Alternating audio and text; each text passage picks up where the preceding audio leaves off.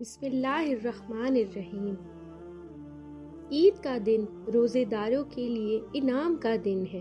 اور جو عید کی رات ہے اس کو لیلۃ الجائزہ کہا جاتا ہے۔ یہ وہ رات ہے جس دن اللہ تعالیٰ جائزہ کرتے ہیں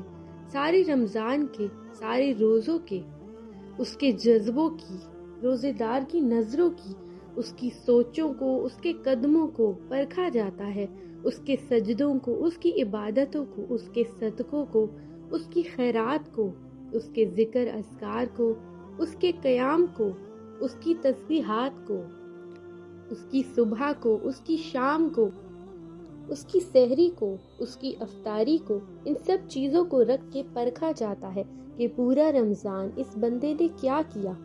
اس رات کو کہا جاتا ہے جو کہ چاند رات ہے، یعنی عید سے پہلے جو رات آتی ہے جس کے اگلے دن عید ہوتی ہے، اس کو چاند رات اور لیلۃ الجائزہ کہا جاتا ہے۔ تو اس رات میں اپنے آپ کو سنبھالنا ہے۔ یہ رات بہت ہی حساس ہوتی ہے۔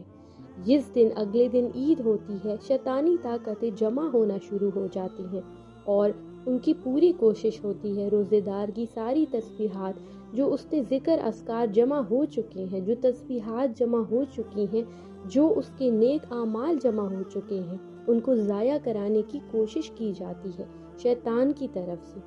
اس کے لیے بہت ہی خاص عمل ہے۔ صرف ایک تسبیح آپ نے پڑھنی ہے، 2 رکعت نفل پڑھیں خشوع و خضوع سے، وضو کر کے صاف ستھرے کپڑے پہن کر، اس کے بعد کسی پاک جگہ پر آپ نے جائے نماز بچھا لینی ہے اور 2 رکعت نفل نماز توبہ کے ادا کرنے ہیں، اور گڑ گڑا کر اللہ پاک سے اپنے گناہوں کی معافی مانگنی ہے کہ جو روزے میں کمی بیشی رہ گئی اللہ پاک اس کو معاف فرما دے۔ اور ایک تسبیح چھوٹی سی پڑھنی ہے، اللہ پاک کے 2 خوبصورت نام یا توابو یا کریمو،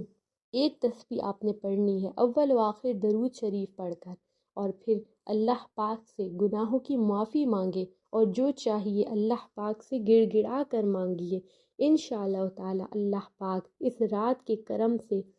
آپ پر رحم فرمائے گا اور آپ کی ہر دعا قبول فرمائے گا، بے شک وہ ہر چیز پر قادر ہے۔